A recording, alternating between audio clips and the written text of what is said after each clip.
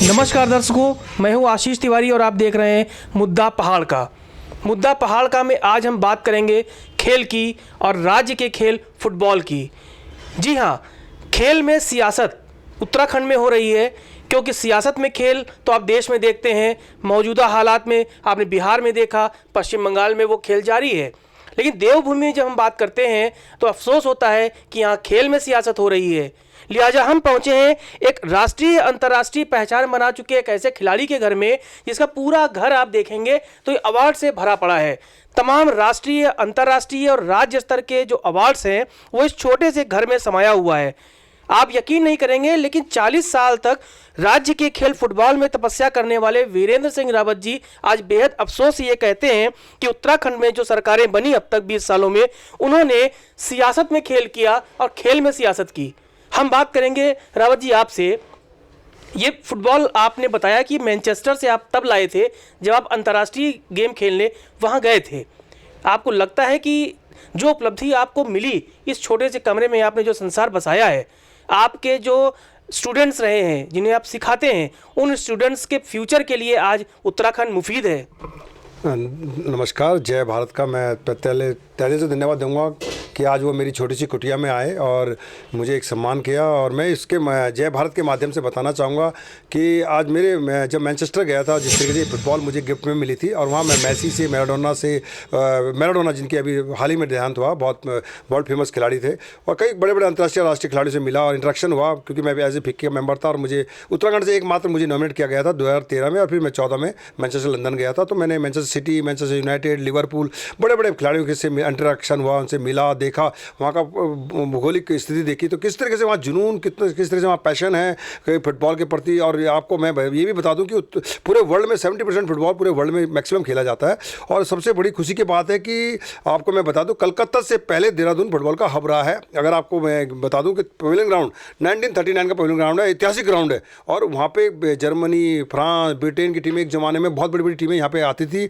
मोहन बगान ईस्ट बंगाल भी आई है यहाँ पे, और डोनाल्ड कप यहाँ पे होते थे। तो बड़े भारतीय टीम जब खेलती थी, वर्ल्ड कप का जब क्वालिफाई किया था, तो 7 प्लेयर पूरे उत्तराखंड के ही खिलाड़ी थे उसमें, भारतीय टीम में फर्स्ट 11 में। तो ये बड़े सौभाग्य की बात है, मतलब स्वर्णिम दौर बन रहा है। और आज उस दौर के बारे में मुझे बड़ा अजीब सा लगता है कि हम लोग कहाँ जा रहे हैं, क्योंकि वो दौर इतना अच्छा था। 1940 से लेकर 1970-80 तक बहुत सा दौर रहा, फुटबॉल का बहुत बड़ा हब रहा, खिलाड़ी निकले, बने, और आज हम भी अपने स्तर से काम कर रहे हैं। पर हमारा जो उद्देश्य है, वो उद्देश्य हमारा साक्षात नहीं हो रहा है।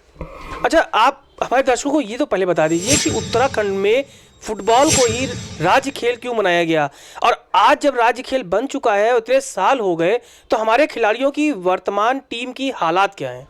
मैं इसके बारे में आपने बहुत अच्छा क्वेश्चन पूछा तिवारी जी। मैं आपको ये बताना चाहूँगा कि उत्तराखंड राज्य खेल इसलिए घोषित किया गया कि हमारे उत्तराखंड में ही पहले से फुटबॉल हब रहा है, और पहले से फुटबॉल के बारे प्रति सभी मतलब मैक्सिमम अगर आप देखें तो उत्तराखंड के हर जिले में 13 जिलों में 70% फुटबॉल होती है, और गरीब का खेल है। सबसे बड़ी चीज़ सस्ता खेल है। एक फुटबॉल चाहिए, ग्राउंड चाहिए, और 2 पोल चाहिए। और उसको खेल करते जब देखा कि भाई ऐतिहासिक ग्राउंड आया था, हम लोगों ने एजिटेशन किया था। तो उस समय भाजपा की सरकार थी, 2011 में खजानदार जी खेल मंत्री थे, तो हमने पूरा एजिटेशन करके उसको राज्य खेल घोषित करवाया। पर उसके बाद राज्य खेल घोषित करने का, क्योंकि उनको लगा भी जेन्युइन है, अभी बनना भी चाहिए राज्य खेल फुटबॉल।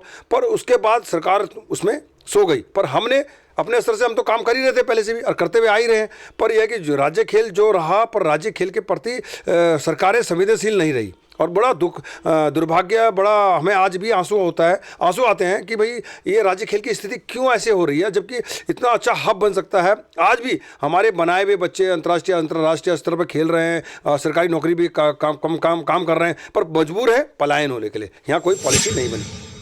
अच्छा दर्शकों, इसके पहले कि हम मुद्दा पहाड़ का में राज्य के खेल फुटबॉल पे बात करें, पहले आपको सुना देते हैं। हमने कुछ लोगों से बात की, कुछ खिलाड़ियों से बात की है, वो आप पहले सुन लीजिए कि फुटबॉल को लेकर उत्तराखंड में वो क्या कह रहे हैं।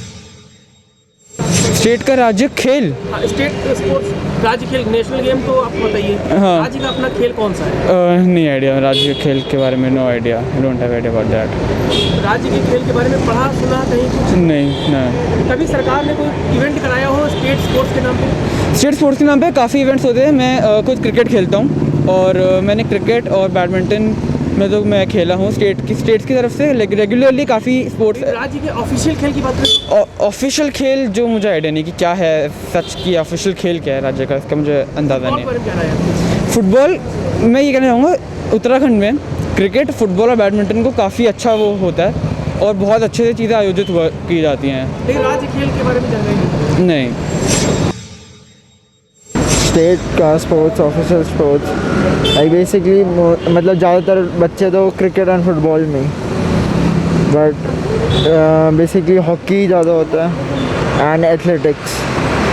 आपको पता है राज्य का अपना ऑफिशियल गेम कौन सा है? नेशन स्टेट का उत्तराखंड का I don't know.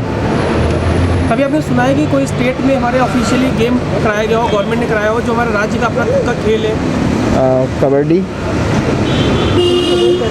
Any idea? Hockey, I don't know. Uttarakhand का जो है इट्स फुटबॉल। ओके, लेकिन फुटबॉल होने के बाद इसकी जो कंडीशन है बहुत बुरी है कि हमारी टीम बिखर चुकी है, एक्चुअली नहीं होता उसकी। या एग्जैक्टली, इसमें पॉलिटिक्स बहुत है गेम में। आप कोई भी गेम खेलोगे पॉलिटिक्स होती है कि लोग कोई पैसा खिला देते हैं, कहीं कुछ करते हैं। दैट्स ट्रू, बिल्कुल भी वो नहीं है, सपोर्ट नहीं है उत्तराखंड में। तो पंजाब में देखो, पंजाब में इतना सपोर्ट है, हर बच्चे को इतना अच्छा एजुकेशन में मिलता है, साथ साथ स्पोर्ट्स भी बहुत अच्छा है, बच्चों को इतना सपोर्ट किया जाता है पंजाब में, उनकी अलग अकेडमी बनाई जाती है खेलने के लिए। बट उत्तराखंड में से कुछ नहीं है, बहुत ज़्यादा पॉलिटिक्स है एंड बहुत ज़्यादा it's not good for game. आपको लगता है कि जो बच्चे अब खेल में जा रहे हैं वो कहीं ना कहीं भविष्य को लेकर डरते हैं? हाँ, एज अ फुटबॉल को लेकर तो मैं यही बोलूँगा कि भविष्य को लेकर डरते हैं, क्योंकि उनको ये पता है कि अगर फुटबॉल में अगर यहाँ पे उत्तराखंड में फुटबॉल खेला है तो उसका आने वाला फ्यूचर कुछ भी नहीं है। और उनके माँ बाप तो ये सोचते हैं कि एक क्रिकेट जो है एक हब है इंडिया में, लेकिन फुटबॉल के बारे में कोई भी माँ बाप या मैं भी अपने बच्चों को नहीं डालना चाहता फुटबॉल में। देखिए, राज्य खेल की हालात तो सभी को मालूम है। जब फुटबॉल की हालत ये हो सकती है, आप देख सकते हैं कि कोई भी मैनेजमेंट सरकार की तरफ से नहीं है। एसोसिएशन की हम बात करते हैं तो ये पॉलिटिक्स में व्यस्त रहते हैं और सिर्फ जो बजट आता है उस बजट को ठिकाने लगाने का काम होता है।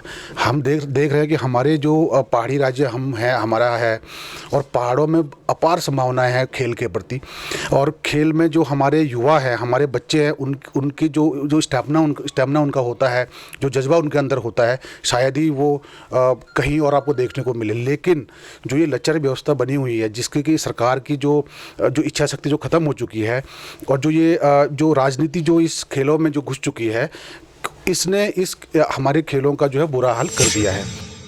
तो सुना दर्शकों, ये वो खिलाड़ी हैं जो अपना दर्द बयां कर रहे हैं। राज्य में फुटबॉल के जो हालात हैं उस पर वो बता रहे हैं कि वो कितने नाराज़ हैं सरकारों से। हम बात करते हैं और बातों का सिलसिला आगे बढ़ाते हैं रावत जी आपसे। हमारे दर्शकों को पहले तो आप ये बताइए कि राज्य का एक बड़ा आप आइकन है स्पोर्ट्स में, लोग आपको बड़ा आदर्श मानते हैं, आप सिखाते हैं। अब तक राष्ट्रीय अंतर्राष्ट्रीय स्तर के कितने अवार्ड्स आपको मिले हैं और उनकी उपलब्धियां आपको कैसे हासिल हुई, उसके पीछे कितना लंबा संघर्ष रहा है? सर, मैं आपको बता दूं, मैं जब 10 साल का था और तब से मैंने अपने भाई को देख के प्रेरित हुआ फुटबॉल को, क्योंकि मेरे एक्चुअली क्या है, हमारा जीन्स में रहा है ऐतिहासिक, क्योंकि हमारे दादाजी थे ब्रिटिश काल में गोलकीपर थे, बहुत बेहतरीन ब्रिटिश आर्मी में, और वो गोलकीपर में करते हुए उन्होंने बहुत अच्छा नाम कमाया। जब गढ़वाल में कभी हमें जो, क्योंकि मैं तो 2-3 साल का था तभी हमारे दादाजी की डेथ हो चुकी थी, तो जो हमारे पिताजी बताते थे और जो पुराने गाँव के लोग बताते थे कि उनको कंधे में लेके उनका सेलिब्रेशन होता था पूरे गढ़वाल में, और उनको बहुत अच्छा मतलब गोलकीपर, बेहतरीन गोलकीपर रहे। और उनका आज भी विधानसभा अगर आप देखें तो वहाँ उनकी फोटो लगी हुई है पूरी टीम के साथ। और उसके बाद करते रहे, और ये है कि एक 94 में, फिर 98 में मैं फिर एक अपना कोच भी बन गया था, और उसके बाद मैं रेफरी भी बन गया था। तो एक अच्छे लेवल पे काम कर रहा था। तो काफ़ी आप जो देख रहे हैं ट्रॉफियाँ, कई टूर्नामेंट मैंने जीते हैं, 95, 96, 97, एक बार स्टेट चैंपियनशिप में हैट्रिक मारी है, वो ये ट्रॉफी भी आपके बीच बताऊँ यहाँ पर रखी है। तो बड़ा अच्छा लगा कि उसमें मतलब एक बहुत अच्छा फुटबॉल का बहुत अच्छा रहा। मुझे 7 अंतर्राष्ट्रीय अवार्ड मिल चुके हैं, मुझे 23 मुझे नेशनल अवार्ड मिल चुके हैं, 21-22 मुझे स्टेट अवार्ड मिल चुके हैं, और पूरे भारतवर्ष की 15 राज्यों से मुझे सम्मान मिल चुका है। और सबसे बड़ा अवार्ड मैं आपको दिखाना चाहूँगा, ये मेजर ध्यानचंद अवार्ड, जो एक बहुत बड़े मैजिशियन थे हॉकी के, और जिन्होंने ब्रिटिश काल में हिटलर ने उनको ऑफर देते कि आप यहाँ पर आ जाइए और आप यहाँ पे रखिए और हम आपको सब कुछ देंगे। तो उन्होंने उसको ठुकराया था और जबकि उनकी स्टिक को तोड़ दिया गया था, क्योंकि वो मैग्नेट, उनका ही मैग्नेट है इसमें। पर वो इतने धुरंधर थे, इतने अच्छे मास्टर थे, और उन्हीं के नाम से पूरे भारत सरकार एक अवार्ड देती है हर साल। तो 2016 में मुझे मेजर ध्यानचंद से अवार्ड से भी सम्मानित किया गया। उसके बाद रियल हीरो का अवार्ड मिला। मतलब कई ऐसे अंतर्राष्ट्रीय राष्ट्रीय अवार्ड हैं कि जो अभी मेरे मस्तिष्क में तो हैं, पर ध्यान नहीं है कि कहाँ से मिले। पर मुझे कभी सोचा भी नहीं था कि मुझे एक ऐसा अवार्ड मिलेगा। स्टेडियम तो बन गए, राष्ट्रीय स्तर के अंतर्राष्ट्रीय स्तर के क्रिकेट स्टेडियम तो बन गए, फुटबॉल कहाँ गायब हो गई? हमारे फुटबॉल के खिलाड़ी, वो नई नस्ल, वो नई पौध, वो नए कोच, वो नए संसाधन, वो क्यों नहीं बन पा रहे हैं? उसके पीछे सियासत क्यों हावी है? सर, ये बहुत अच्छा क्वेश्चन आपने पूछा है। इसके दर्द को मैं आज 20 साल से झेल रहा हूँ। और जब 95-98 तक तो बहुत अच्छा फुटबॉल भी रहा, यूपी में हम लोग रहे, पर फुटबॉल थोड़ा ठीक ठाक चल रहा था। पर उसके बाद जैसी राज्य बना, हमने कुछ उम्मीदें जगाई कि हम बहुत अच्छा फुटबॉल होगा, बहुत अच्छा प्रमोट होगा और ये करेगा। पर सरकार को मैंने ये देखा कि सरकार बिल्कुल नाकारा रही, जीरो रही। जमीन पर सच्चाई क्या है? सर, मैं आपको बता दूं, खेलो इंडिया का तो यहाँ उत्तराखंड में दूर दूर तक कोई नाम नहीं है, पहली बात। क्योंकि अभी खेल महाकुंभ हुआ, खेल महाकुंभ में ही 7 करोड़ पहले आए, फिर 14 करोड़ आए, फिर 27 करोड़ आए, कहाँ गए, किसको मिले, क्या मिला? मैं ये कहता हूँ, आप इनाम तो दे रहे हो, आप स्कूटी दे रहे हो, आप कार दे रहे हो, आप उन बच्चों का भविष्य क्यों नहीं बना रहे हो? आप उनको अडॉप्ट क्यों नहीं? घोषणाएं करते हैं, मैं बड़े बड़े आर्टिकलों में छपता, अखबारों में छपता है कि आज हम इन बच्चों को एकेडमी खोलेंगे, हम इन बच्चों को ये सुविधाएं देंगे, अखबार में छपता है, उसके बाद ठंडे बस्ते में चले जाता है। तो खिलाड़ियों के लिए कोई भविष्य की कोई चिंता नहीं है। मतलब खेलो इंडिया इतना बड़ा है। मैं आपको देखता हूँ, अन्य राज्य के खिलाड़ी जा रहे हैं, खेल रहे हैं। राज्य फुटबॉल की टीम अभी तक खेलो इंडिया 3 साल से चल रहा है, 3 साल से खेलो इंडिया में अभी तक उत्तराखंड की टीम गई ही नहीं फुटबॉल में, और अन्य गेमों में भी। तो ये दुर्गति हालत हो रखी है कि खेलो इंडिया और अन्य राज्य के खिलाड़ी को भविष्य बना रहे हैं। सरकार को 50,000 पॉलिसी भी वो भी दे रही है, वो स्कॉलरशिप भी दे रही है, पर यहाँ उत्तराखंड में खेलो इंडिया का तो कोई नामो निशान नहीं है। तो दर्शकों, ये खिलाड़ी का दर्द है, ये पीड़ा है उस खिलाड़ी का जिसने राष्ट्रीय अंतर्राष्ट्रीय स्तर पर न सिर्फ उत्तराखंड का नाम रोशन किया, बल्कि देश का भी नाम रोशन किया। लेकिन अब इनकी बात को सुनकर वो कहावत याद आती है कि पढ़ोगे लिखोगे बनोगे नवाब, खेलोगे कूदोगे बनोगे खराब। तो शायद उत्तराखंड की जो सियासत के नेता हैं, जो यहाँ के झंडा बरदार हैं, उन्हें लगता है कि खेलने से बच्चे खराब होंगे। मुद्दा पहाड़ का में आज के इस मुद्दे के साथ आशीष तिवारी को दीजिए इजाजत। नमस्कार।